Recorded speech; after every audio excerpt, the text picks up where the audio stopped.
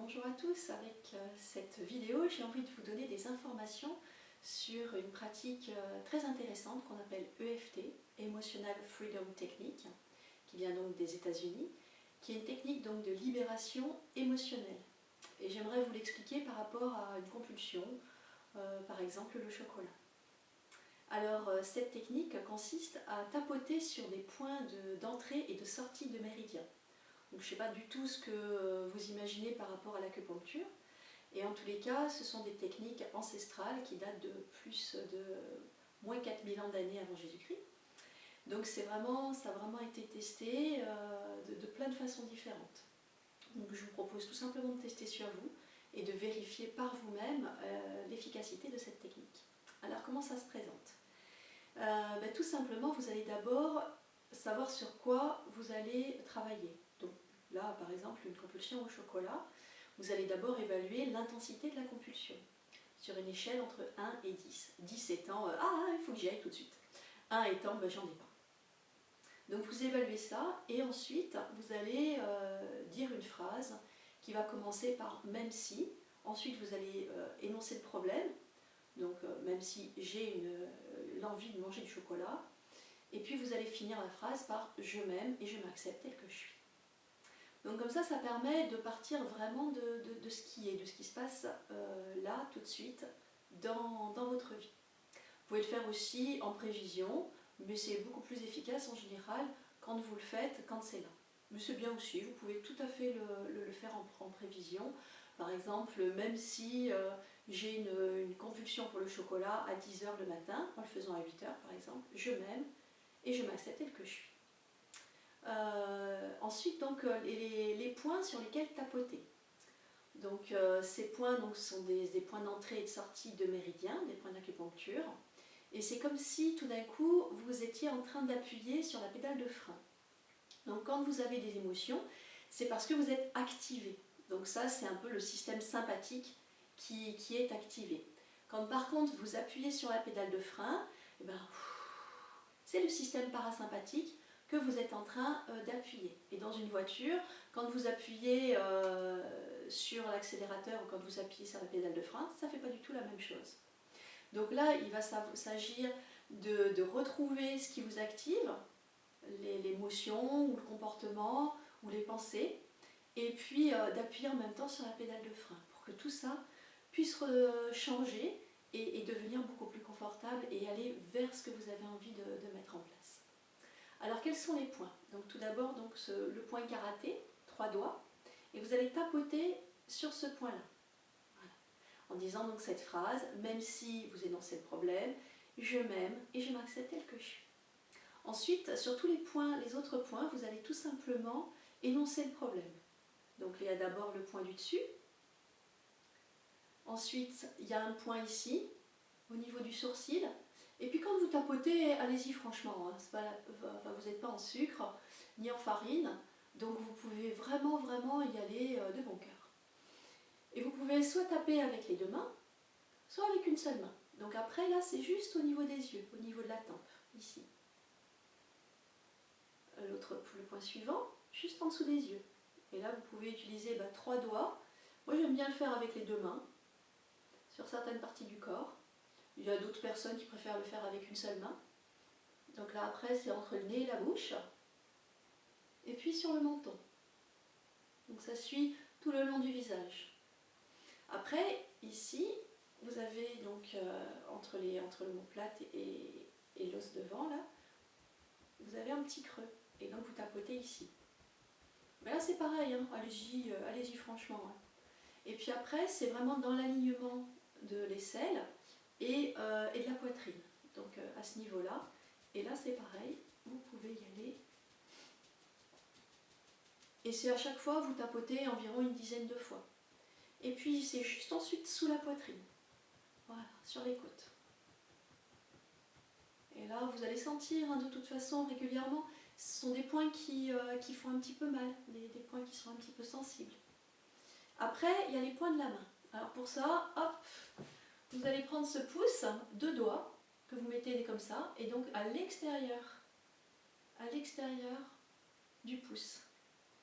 Et vous tapotez une dizaine de fois, pareil. Voilà. Et puis vous changez de doigt et de la même manière, vous tapotez ici, sur le profil de la main et avec 2 doigts. Et puis le majeur. Et ici, il y a une particularité, c'est que vous n'allez pas tapoter sur l'annulaire, parce que en fait, le méridien passe dessous. Donc on va aller tapoter par la suite, après le petit doigt, sur un creux ici qu'il y a entre les tendons, entre le tendon du petit doigt et celui de l'annulaire. Voilà, il y a un creux ici et vous tapoterez ici. D'abord, il y a le petit doigt, et donc après, ici. Et donc là, la boucle est bouclée. Vous pouvez maintenant revenir au point de départ. Voilà. Et ça s'appelle une ronde.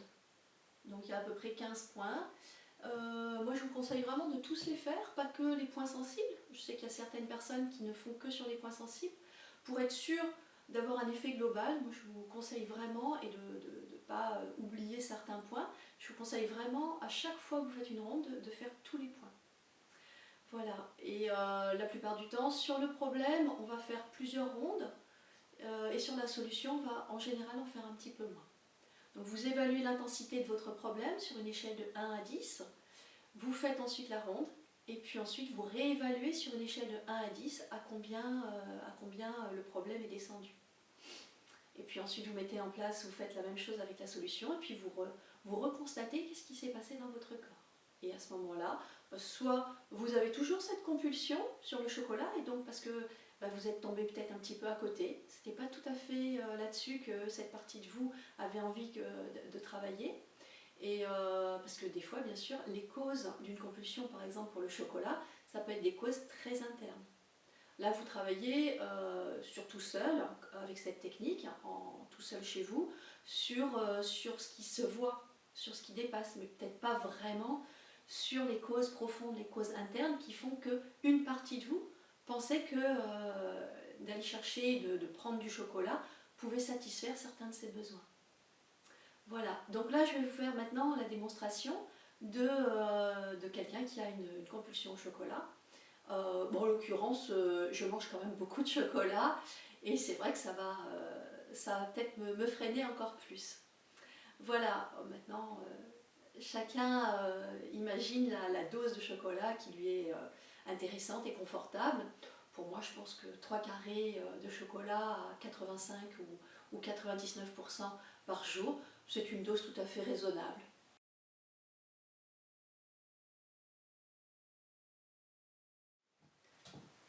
Alors maintenant, comme on vient de voir la théorie, passons à la pratique. Donc je suis en train d'imaginer que j'ai une compulsion alimentaire et par exemple, j'ai une envie folle de chocolat. Et là, à ce moment-là, je m'en fiche complètement de savoir si j'ai besoin d'une récompense, si ça vient de mon enfance, ou si j'ai besoin de me remplir, j'ai besoin de plaisir ou d'autres choses. Le pourquoi là m'importe vraiment très très peu. Tout ce que je souhaite, c'est quelque chose, une technique, quelque chose qui va pouvoir m'éviter de succomber à cette tentation. Parce que là, la plupart du temps, une compulsion pour le chocolat, parfois c'est plus fort que soi. Tout d'un coup, on se lève ou on arrête ce qu'on est en train de faire, et puis on se retrouve dans la cuisine à prendre la tablette, et puis parfois c'est un carré, et parfois ça peut être plusieurs. Donc voilà ce que je vous propose, cette mise en place de l'EFT. Donc la première chose, ça va être de faire cette phrase par rapport à ce que vous êtes en train de ressentir. Donc vous êtes peut-être en train de ressentir que vous avez une envie irrépressible d'aller chercher du chocolat. Donc la première phrase, ça va être « Même si j'ai envie d'aller manger du chocolat, je m'aime et je m'accepte tel que je suis. Même si je ressens un immense besoin d'aller chercher du chocolat, je m'aime et je m'accepte tel que je suis. Même si j'ai vraiment envie d'aller me chercher du chocolat, je m'aime et je m'accepte tel que je suis. J'ai envie de chocolat. J'ai une plaquette de chocolat dans ma tête, j'ai vraiment envie d'aller la chercher. J'ai le goût du chocolat presque en bouche, je suis en train de saliver. J'ai envie de chocolat. Il y a quelque chose de très fort en moi qui me donne envie d'aller chercher du chocolat. J'ai une partie de moi qui me demande d'aller chercher du chocolat. Je ne sais pas ce dont elle a besoin, cette partie de moi, mais elle veut que j'aille chercher du chocolat. Elle a l'impression que ça va nous faire du bien. J'ai envie d'aller chercher du chocolat. J'ai vraiment envie d'aller manger du chocolat. Je ne sais pas pourquoi, mais j'ai envie d'aller chercher du chocolat. J'ai envie de chocolat. Là, maintenant, tout de suite. J'ai envie de chocolat. J'ai envie de chocolat. Et je vois déjà le placard. J'ai envie d'aller me chercher du chocolat. Ok. Une fois que vous avez fait cette première ronde, vous allez pouvoir aussi travailler sur les ressentis. C'est-à-dire qu'est-ce que ça vous a fait de parler de ce chocolat. Est-ce que ça fait monter une tristesse? Est-ce que ça a fait monter une angoisse, un vide ou autre chose?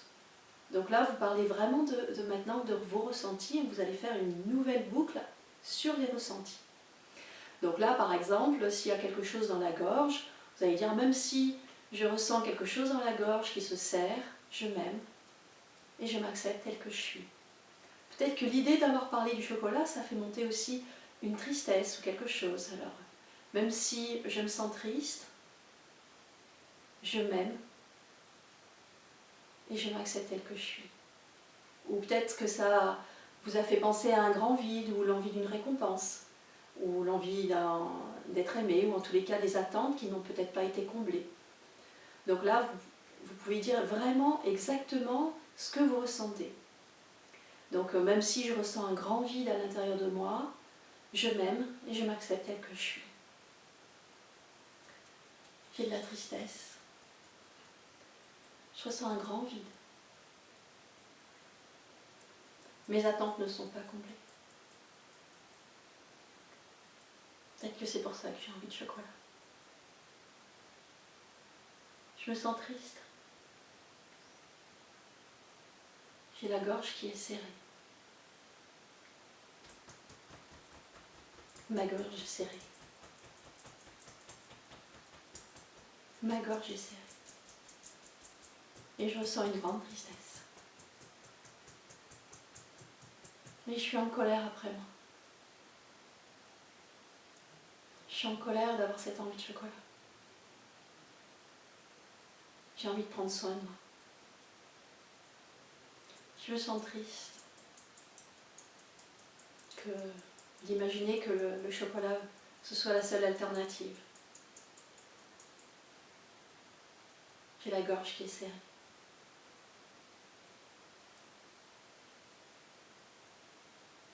J'ai la gorge qui est serrée. Voilà, donc là, c'est juste un exemple. Hein. Vous, bien sûr, vous allez parler de ce que vous ressentez. Ensuite, pour aller peut-être encore plus loin, ça a peut-être fait encore naître d'autres idées. Et là, je vous propose que si ça a encore fait naître d'autres choses, de refaire encore une ronde sur ce que vous venez de ressentir. Toujours en ayant à l'esprit d'avoir cette échelle de 1 à 10 avant de commencer la ronde. Voilà. Pour savoir un petit peu déjà où est-ce que vous en êtes. Et une fois que la ronde est terminée, pour réévaluer, savoir si ça a baissé d'intensité, si c'est toujours pareil ou si ça a augmenté. Une fois que vous commencez à sentir que ça a baissé, et bien à ce moment-là, vous pouvez commencer à imaginer que vous allez mettre en place la solution. Donc là, par exemple, la solution, c'est de se remplir de joie, d'harmonie, de plein de belles choses. Donc la phrase, ça va être « Même si je ne sais pas encore exactement comment me remplir de joie et de douceur, par mes ressources internes, je m'aime et je m'accepte tel que je suis. Même si je ne sais pas encore comment me passer de chocolat et comment être heureuse sans chocolat, je m'aime et je m'accepte telle que je suis. Je suis heureuse. J'ai une vie en harmonie avec moi-même. Je mets ensemble mes idées, le poids de forme que je souhaite obtenir et mon comportement. Je vis de plus en plus en harmonie avec moi-même. Je me sens de plus en plus heureuse. Je me sens de plus en plus en paix avec moi-même. Je me remplis de tout ce qui est bénéfique pour moi. Je prends soin de moi. Je me remplis mes besoins. Je prends soin de moi. Je prends soin de mon corps. Je sais de mieux en mieux comment me faire plaisir sainement. Je sais de mieux en mieux comment puiser dans mes ressources internes. Je sais de mieux en mieux comment résoudre tous mes besoins, comment les combler. Je sais de mieux en mieux comment être bien avec moi-même.